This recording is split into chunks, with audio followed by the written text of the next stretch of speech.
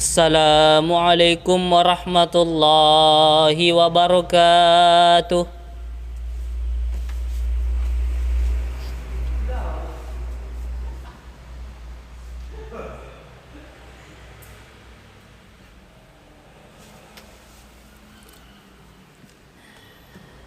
Alhamdulillah, alhamdulillahi rabbil alamin.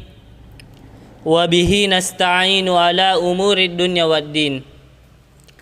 Wassalatu wassalamu ala ashrafil anbiya'i wal mursalin, nabiyyina Muhammadin sallallahu alaihi wasallam, wa ala alihi wa ashabihi wattabi'ina wa man tabi'ahum bi ihsanin ila yaumiddin. Ashhadu an la ilaha illallah wahdahu la syarika lah, lahul malikul haqqul mubin, wa ashhadu anna sayyidina Muhammadin abduhu wa rasuluh, sadiqul wa'dil amin. Amma ba'd, faya ayyuhal hadirun, ittaqullaha haqqa tuqatihi wa la tamutunna illa wa antum muslimun.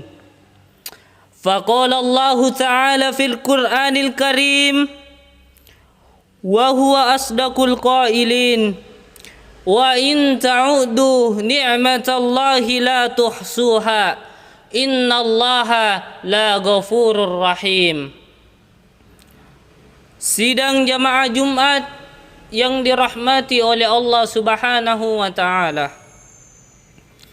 adalah sebuah kewajiban bagi setiap khatib di setiap khutbahnya untuk senantiasa berwasiat dan mengingatkan jamaah, khusus kepada diri khatib sendiri, untuk senantiasa meningkatkan ketakwaan kepada Allah Subhanahu wa Ta'ala. Takwa akan menjadi pagar yang mencegah kita dari perbuatan melanggar perintahnya, sekaligus akan menjadi motivator kita untuk senantiasa menaati dan mengerjakan segala perintahnya. Pada momentum yang mulia kali ini, marilah kita senantiasa meningkatkan rasa syukur kepada Allah Subhanahu wa Ta'ala yang telah memberi karunia dan nikmat rezeki kepada kita yang tidak bisa dihitung satu persatu. Rasa syukur ini merupakan salah satu bentuk tahu diri dan terima kasih kita kepada Allah, sekaligus akan semakin menguatkan kesadaran bahwa hanya Allah lah sang pemberi rezeki dan zat yang paling kuasa atas kehidupan kita selama di dunia ini. Semua yang kita miliki di dunia ini sejatinya adalah titipan yang sewaktu-waktu akan diambil oleh sang pemilik, yakni Allah Subhanahu wa Ta'ala. Masyiral muslimin dan sidang jamaah Jumat yang dirahmati oleh Allah Subhanahu wa Ta'ala, syukur ini tidak hanya diwujudkan melalui ucapan kata-kata saja, namun lebih dari itu harus kita wujudkan secara nyata dan kehidupan kita sehari-hari, karena memang sudah menjadi tuntunan agama agar umat mewujudkan syukur dengan tiga hal, yakni syukur bil janan atau syukur dalam hati, syukur bil lisan atau syukur dengan ucapan, serta syukur bil arkan atau syukur dengan tindakan. Kita tidak boleh menjadi insan yang kufur terhadap nikmat nyata yang telah dianugerahkannya. Allah pun telah mengingatkan kita dalam Al-Quran surah Ar-Rahman melalui sebuah ayat yang diulang sebanyak 31 kali agar kita tidak ingkar kepada nikmat yang agung. Ayat tersebut berbunyi, "Fabi ayyi ala'i rabbikuma tukazziban." Artinya, maka nikmat Tuhanmu yang manakah yang kamu dustakan? Sidang jamaah Jumat yang dirahmati oleh Allah Subhanahu wa taala. Di antara wujud syukur atau syukur dalam tindakan bisa kita lakukan dengan cara berbagi nikmat yang kita dapatkan kepada orang atau pihak lain. Seperti saat kita bahagia mendapatkan nikmat rezeki berupa harta benda. Kita bisa mengambil sebagian dari rezeki tersebut untuk kemudian diberikan kepada orang lain. Langkah ini tentu akan membuat orang lain bahagia dan juga akan membuat kita akan lebih menjadi bahagia lagi. Kita pun sebenarnya tak perlu khawatir jika berbagi rezeki kepada orang lain. Kita perlu sadari bahwa rezeki bukanlah matematika yang secara logika 1 dikurang 1 sama dengan 0. Namun justru sebaliknya, rezeki adalah kehendak Allah Subhanahu wa taala yang terkadang kita alami sendiri. 1 dikurang 1 bisa menjadi 11. Rasulullah sallallahu alaihi wasallam pun bersabda yang diriwayatkan oleh hadis riwayat Muslim, "Ma naqaza malu min sadaqah." Artinya, harta tidak berkurang karena bersedekah. Sidang jamaah Jumat yang dirahmati oleh Allah Subhanahu wa taala.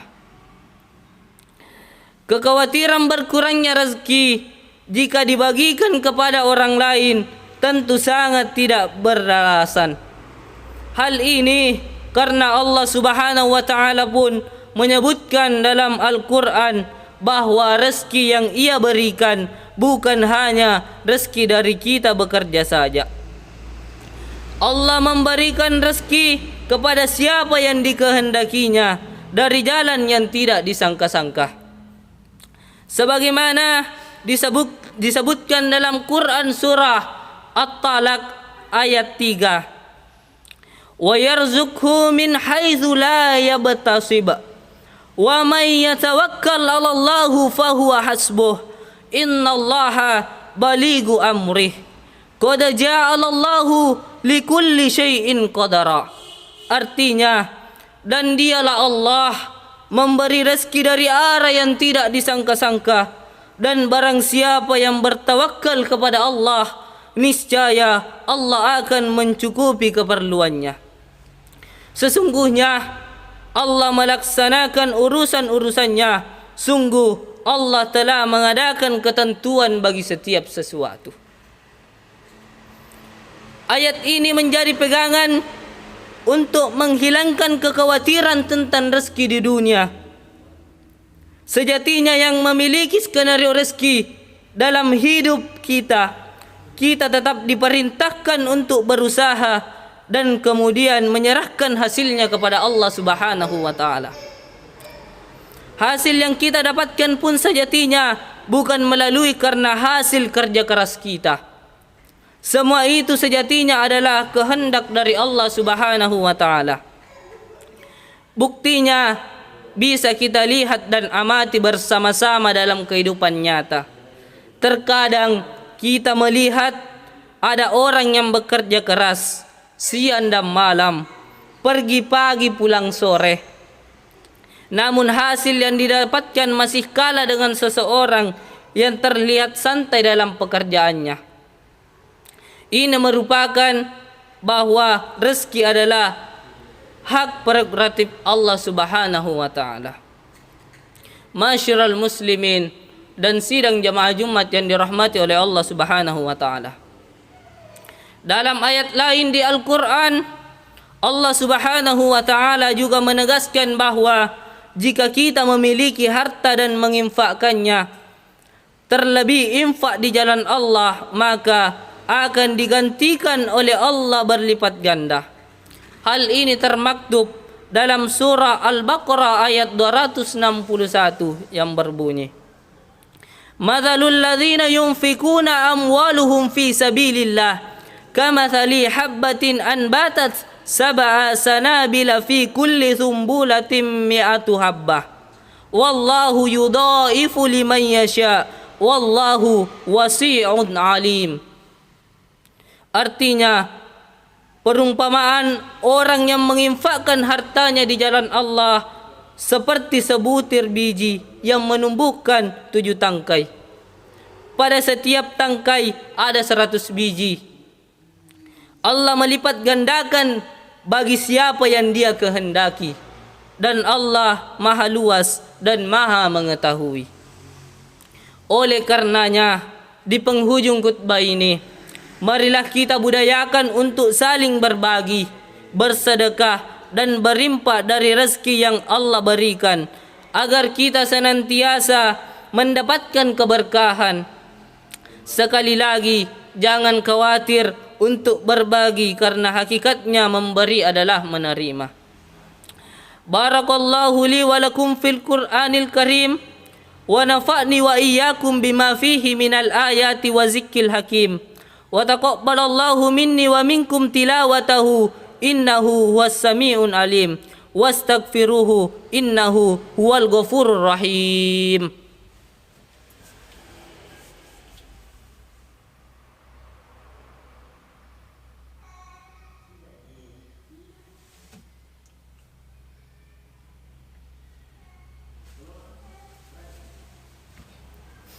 Alhamdulillah, alhamdulillahilladzi an'amana bi ni'matil iman wal islam.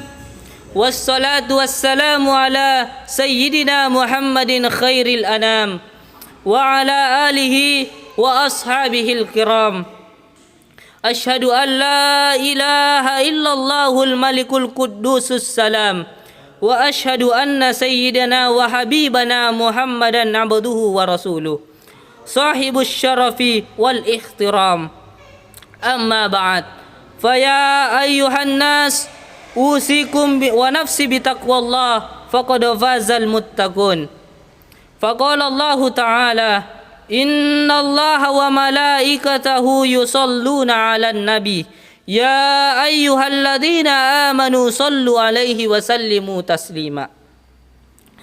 Allahumma salli wa sallim ala sayyidina Muhammad wa ala ali sayyidina Muhammad kama sallaita ala sayyidina Ibrahim wa ala ali sayyidina Ibrahim wa barik ala sayyidina Muhammad wa ala ali sayyidina Muhammad kama barakta ala sayyidina Ibrahim wa ala ali sayyidina Ibrahim fil alamin innaka Hamidum Majid. Allahumma warda 'anil khulafa'ir rasyidin wa an ashabi nabiyyika ajma'in wattabi'i bani wa tabi'it tabi'in wa tabi'ihim ila yaumiddin.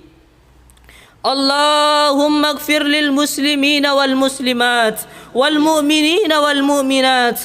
Allahumma dafa' 'anna al ghala wal waba wat ta'una wal amrada wal fitana ma la yadfa'u ghairuk an baladina hadha Indonesia hassatan wa an sairi biladil muslimina ammatan ya rabbal alamin.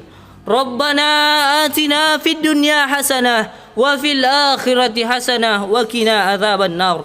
Ibadallah, innallaha ya'muru bil adli wa ihsan wa yanha 'anil fahsya'i wal munkar ya'idukum la'allakum tadhakkarun.